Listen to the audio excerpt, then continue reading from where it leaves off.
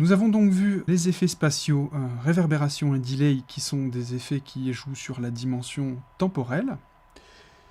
Nous avons vu un petit rappel sur les filtres avec la visualisation, donc on est passé dans le domaine fréquentiel, et je vous propose maintenant de voir des effets qui jouent également sur le spectre, qui jouent sur le timbre du son, et qui appartiennent à la famille flanger, phaser et chorus, qui sont des effets assez similaires que l'on confond souvent, et je vais essayer de vous expliquer les différences le plus clairement possible.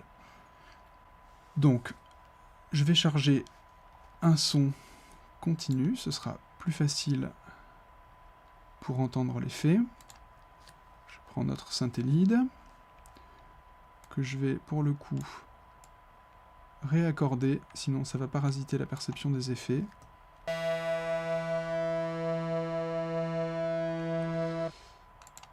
Je vais désactiver les effets que nous avions précédemment, de sorte à avoir un son dry. Et nous allons maintenant voir le flanger. Donc, je vais le sélectionner dans la liste des effets. Je vais prendre flanger positive, le premier de la liste. Et je vais tout de suite vous expliquer que fait le flanger. Le flanger duplique le signal entrant et va le décaler temporellement par rapport au signal initial. Les deux cohabitent, mais il y en a un qui va être décalé temporellement par rapport au premier, et ce décalage va varier au cours du temps, c'est-à-dire qu'à un moment donné, ils vont être synchrones, ensuite ils vont être asynchrones, progressivement, et voilà, ça va se faire de manière douce, de manière fluide, et ça va créer une ondulation à l'intérieur du son. Je vous propose de l'écouter.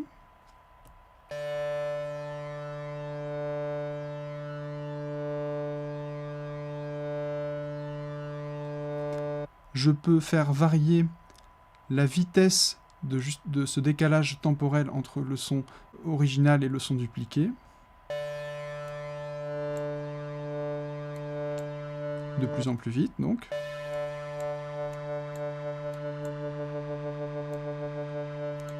J'ai là aussi un contrôle de réinjection, feedback, c'est-à-dire que le signal en sortie du flanger est réinséré, réinjecté en entrée, ce qui amplifie son effet et les harmoniques ressortent encore davantage.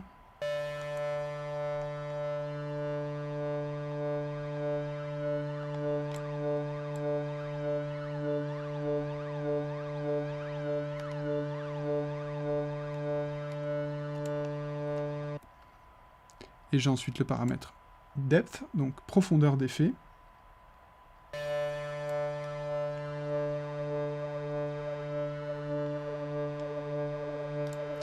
Qui là va me permettre d'accentuer l'amplitude du décalage temporel. C'est-à-dire que l'éloignement temporel entre le signal original et le signal dupliqué va être plus important, et donc l'effet, on entend bien une amplitude plus importante.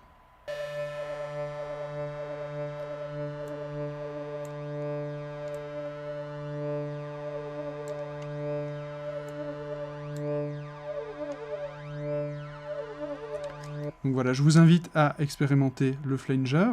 J'ai pris le flanger positive qui est stéréo par défaut, j'en ai un qui est mono. Du coup, les signaux sont au centre. Je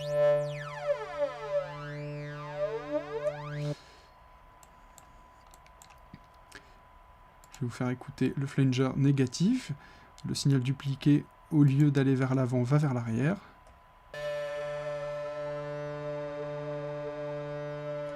Et on a de la même manière, flanger négative, mono. Écoutez bien la différence entre le négatif et le positif.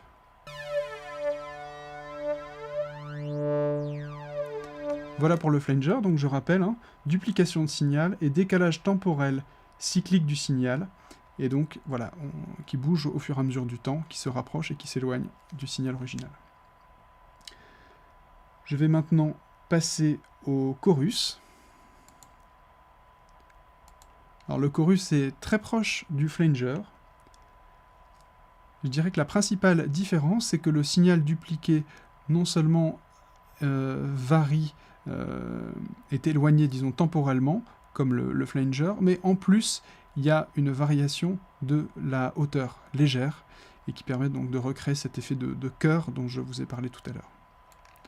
Je vais monter progressivement le wet pour que vous entendiez l'apparition du chorus et que vous discerniez l'effet. On entend déjà, rien qu'à partir de ce moment-là, la différence de hauteur des signaux dupliqués. Écoutez bien.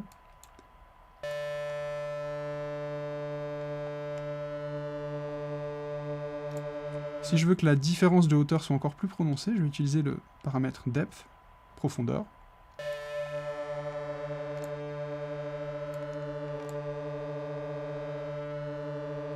Là, j'entends bien que la variation de hauteur a atteint un demi-ton, ce qui fait que l'effet devient un petit peu dissonant du coup. On va rarement utiliser ce genre de réglage, sauf si on veut avoir un effet prononcé et dissonant, mais c'est rarement le cas. On cherche plutôt un effet de masse.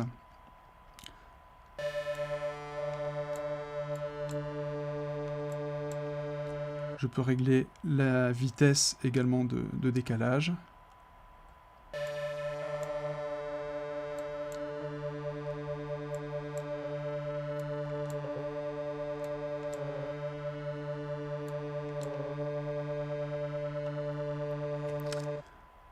Voilà pour le chorus. Nous allons maintenant écouter le phaser.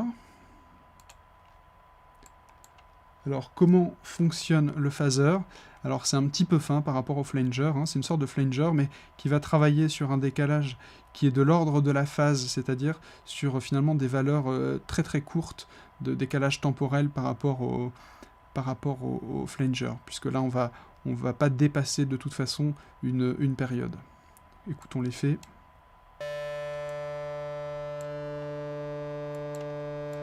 Je vais baisser un peu le feedback.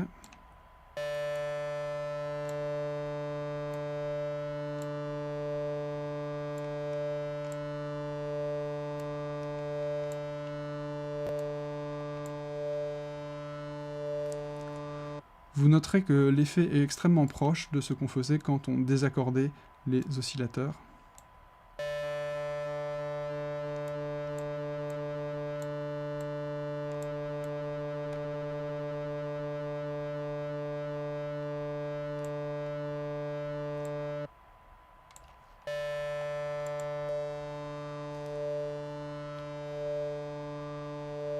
Voilà, donc on a vraiment plusieurs manières de travailler le timbre. On a à la fois le désaccord des oscillateurs, on a le flanger, on a le chorus et on a le phaser.